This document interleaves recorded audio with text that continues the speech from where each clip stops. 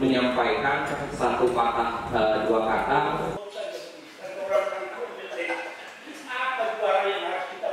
Yang ditangkap itu tidak lebih jahat dari hakim justisi yang sekarang ada di MK.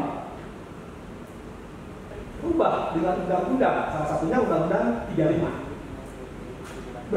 Mahkamah Agung kehakiman kita ini kan tidak berdiri sendiri. Ya, evil is in details. Jadi kan saya akan biasanya ada di yang detail-detail.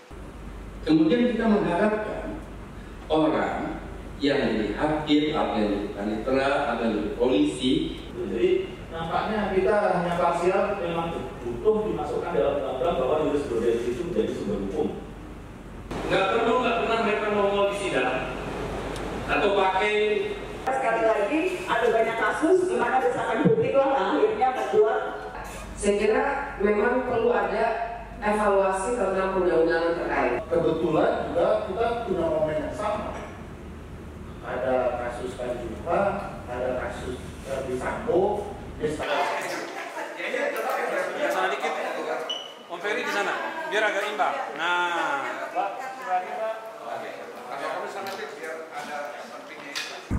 saudara sekalian, tadi seperti saudara lihat ada diskusi fokus group discussion untuk penataan lembaga peradilan. Sangat produktif dan bagus. Ada langkah-langkah jangka pendek yang harus dilakukan. Kemudian juga ada rangka panjang untuk membuat semacam rumah lembaga peradilan yang menyangkut Mahkamah Agung, menyangkut kepolisian, menyangkut kejaksaan. Dan itu nanti tentu kalau ngelihat rangkaiannya itu begini, pada akhir tahun ini insya Allah nanti rancangan kitab undang-undang hukum pidana itu akan diundangkan. Nah sesudah itu KUHAP itu menjadi keniscayaan manakala kitab undang-undang hukum pidana yang baru nanti diundangkan. Nah tadi udah ada masukan-masukan untuk rencana KUHAP yang baru.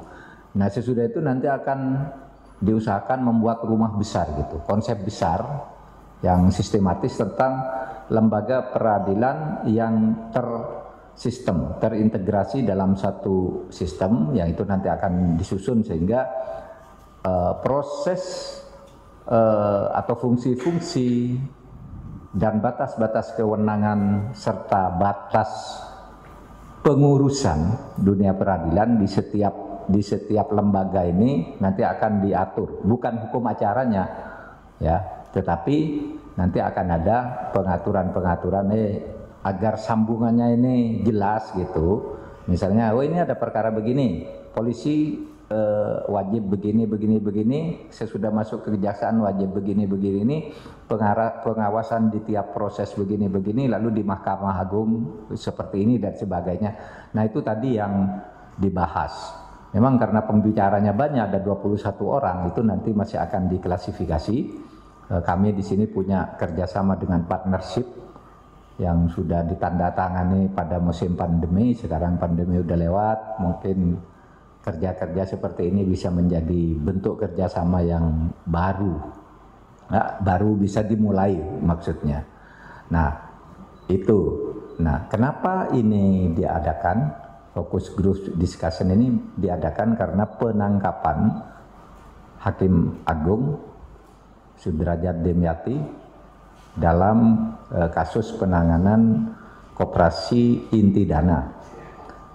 Nah, dari situ kemudian Presiden karena ditanya apa yang bisa dilakukan oleh pemerintah. Lalu Presiden mengatakan kami akan membuat reformasi baru dan menugaskan Menko Polhukam. Nah, ketika menugaskan Menko Polhukam ini kita sudah mulai sekarang, sehingga mudah-mudahan nanti bentuk reformasi yang akan berguna bagi pembangunan dunia peradilan kita itu bisa dilakukan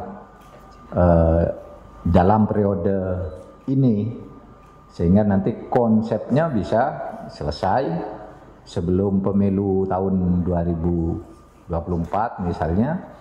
Kemudian langkah-langkah jangka pendeknya juga masih akan dirumuskan. Itu saja dah. Kalau substansinya saudara tadi udah bicara dengan para narasumber tentunya. Oke?